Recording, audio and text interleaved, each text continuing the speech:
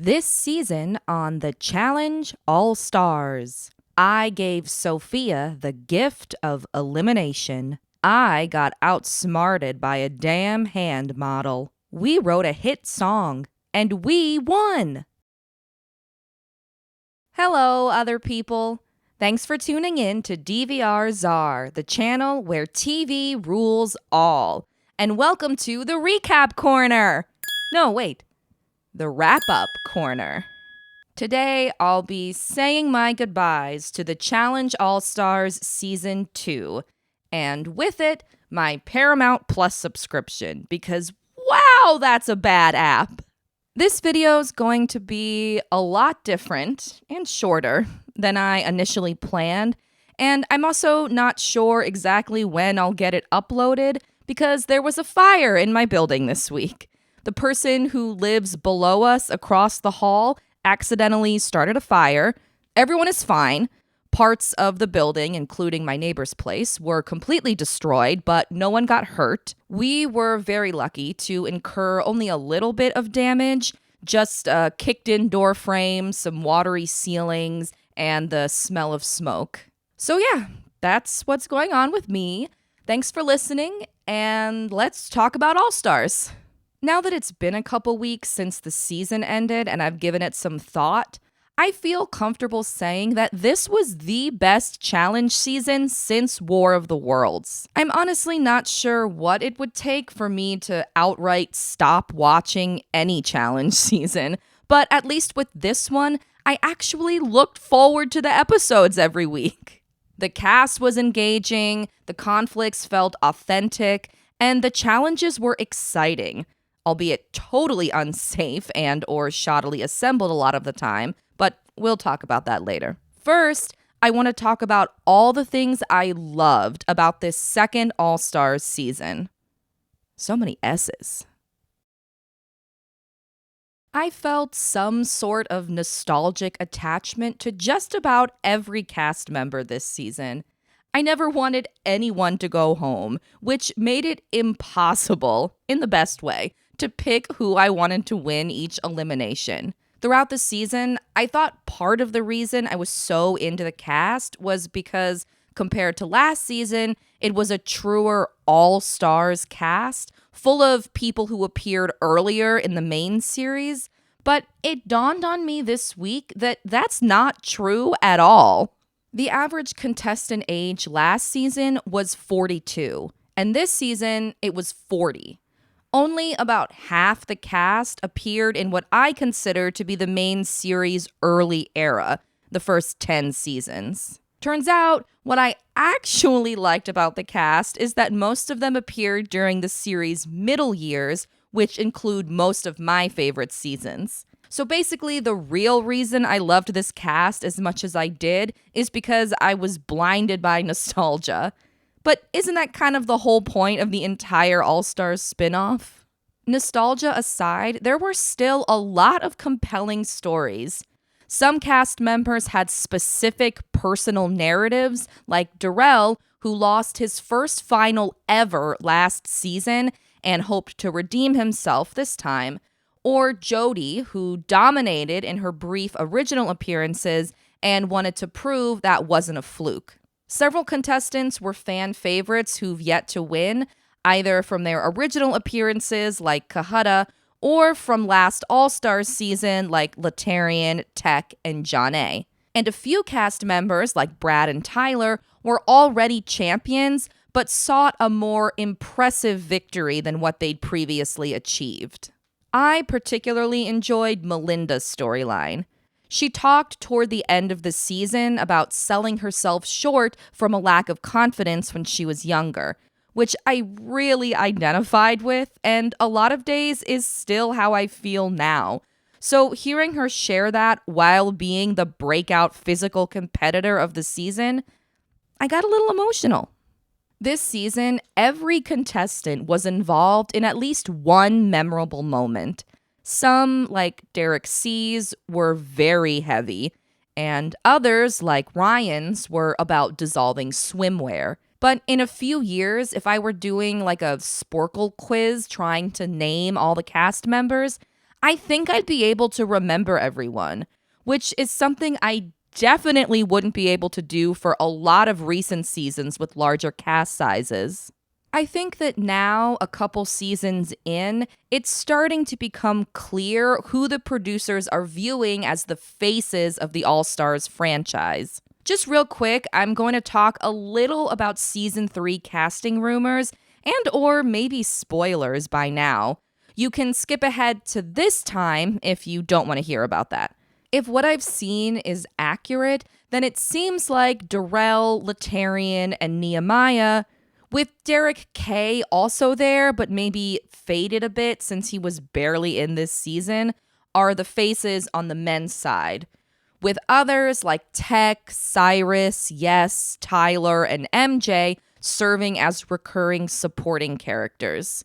For the women, I think Jonna is the face, with Kendal also on the poster, but like you only see the back of her head. And then there'd be smaller pictures of Beth, Tina, Jemmye, Kellyanne, and Melinda. Though the rumored third season cast has some new early era competitors like Cynthia and Ronnie, it also includes some very modern contestants like Kayla and Sylvia, both of whom, especially Sylvia, I'd happily watch in the main series again. But personally, at least for now, I don't really want to watch anyone on All Stars whose first challenge appearance came after Free Agents, especially when there are so many fantastic early era competitors we've yet to see. I realize that's kind of an unfair opinion since the title of the show is called All Stars, not OGs like it was originally pitched. And like I mentioned earlier, there are several cast members from this season that I loved watching who are also not OG competitors. They feel like they are to me because they appeared on the challenge when I was a teenager, but many of them made their debuts when the show was well into its middle years. So yeah, I realized I was kind of being a hypocrite about who I want to see on All Stars and why, and just wanted to get it off my chest so I can continue to wish for arbitrary casting limits without feeling guilty about it. That's how that works, right? 2 seasons into All Stars, it's clear that when it comes to drama and fighting, the casts can deliver much better than the main series as of late. I think it could be because most of the people on All Stars aren't attempting to have a career in reality TV. So they're not intentionally acting in a way that they think will get them recast. They're just reacting to things as they normally would, at least within the context of a challenge house. There are no forced arguments about why Kyle inexplicably did something inexplicable during a mission. No endless back and forths about how many times Fessy fucked things up with Amanda. No boring rehashes of social media drama that has little to nothing to do with anything that happened on the show. On All Stars, we're seeing what appear to be much more genuine conflicts. And they're, at times, a little more brutal as a result. Some of them get resolved, some of them don't. But except for the Derek K. Nehemiah stuff that took up a bunch of screen time at the beginning of the season, no one feels like they're arguing just for the storyline. And we saw a lot of arguments, or at least tension, throughout the season. Katie versus Steve, Ayanna versus Sophia, which was so real it was hard to watch, Tina versus Cookware, the King's Palace versus the Other Alliance, Nehemiah versus Brad, which resulted in one of my favorite confessionals from the season. I'm having a difficult night. I'm ready for the check. And of course, Jody and her Greek salad versus Ayanna versus Jasmine. I also know of at least one unaired argument during which Casey called Kendal the B word. That's right, Casey called her a Bitcoin because after their fight, Kendal's stock dropped. At first, I was skeptical of the missions. The one the cast competed in during the season premiere was kind of boring. But fortunately, things did not stay that way. The very next mission, where the cast was split into two big groups and they solved the puzzles on the pyramids, was one of the season's best. Then after that, there was trivia, and not just trivia. Trivia where giving a right answer doesn't grant the ability to eliminate someone else from the game. It felt like a warm, homey blanket, stitched together with stupid answers and the sound of TJ laughing, especially now, after its understandable but still kind of a bummer exclusion from the increasingly multilingual main series.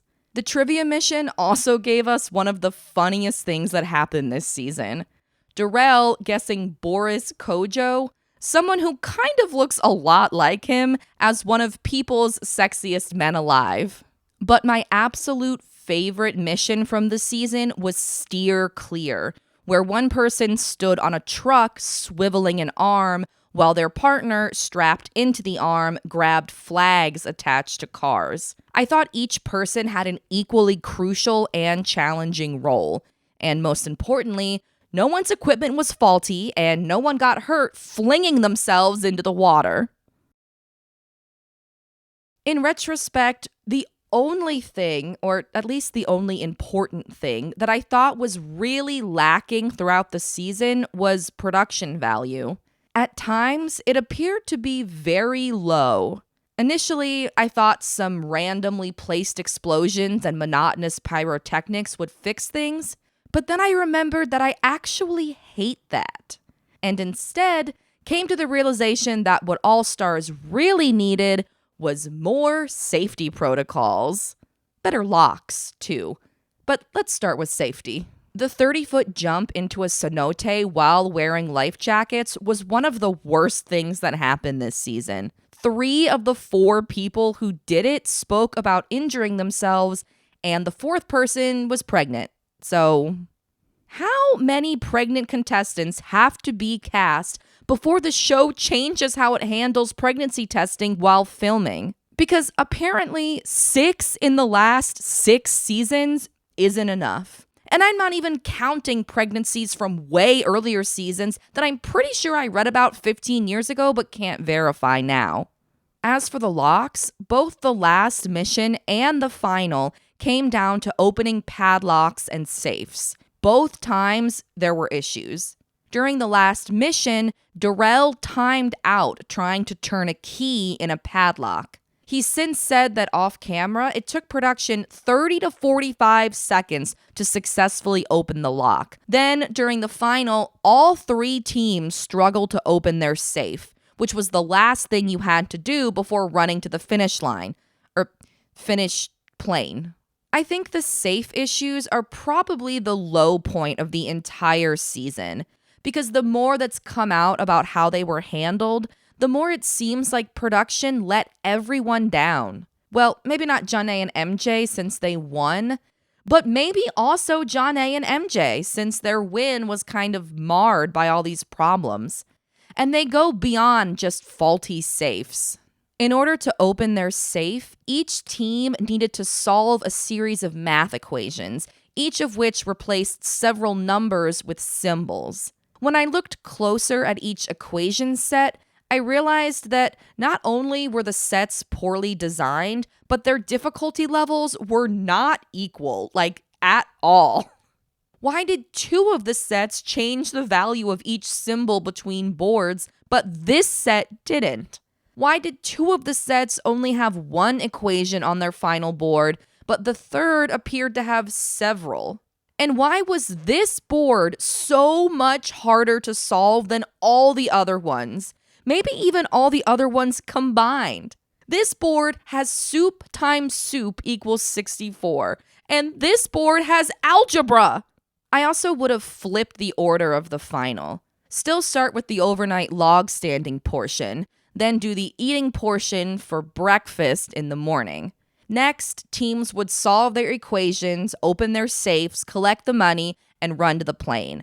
But instead of that being the end, the plane would fly teams to the checkpoints, decode, memory, and pole puzzle. In my final fantasy, there are 2 flights to the checkpoints. One for the first two teams to open their safes, and one for the last two. Or maybe everyone gets their own individual flight, as long as an advantage is awarded for performing well during Part 1. Part 2, the checkpoints, would go basically unchanged, except maybe I'd add one last run, or maybe like a row or a swim to a finish line once you've completed your mandala. And you have to cross the finish line with the bag of money from the safe, which I just realized I forgot about. But all in all, like I said at the start of the video, All-Stars 2 was a great season, a fantastic recent season. And after watching her surprising and impressive performance in All-Stars 1, it was a lot of fun to see Janae win. And MJ too. It's not their fault the production was chaotic and messy. Two things I really like about the All-Stars spin-off are its smaller cast size and its shorter episode count. But now that the season's over, I want more. I need All-Stars 3 to premiere so I can restart my Paramount Plus subscription and torture myself all over again. Thanks for watching. Come back next Wednesday for a Battle of the Exes 3 fantasy cast. Bye! Please put a fire extinguisher in your home.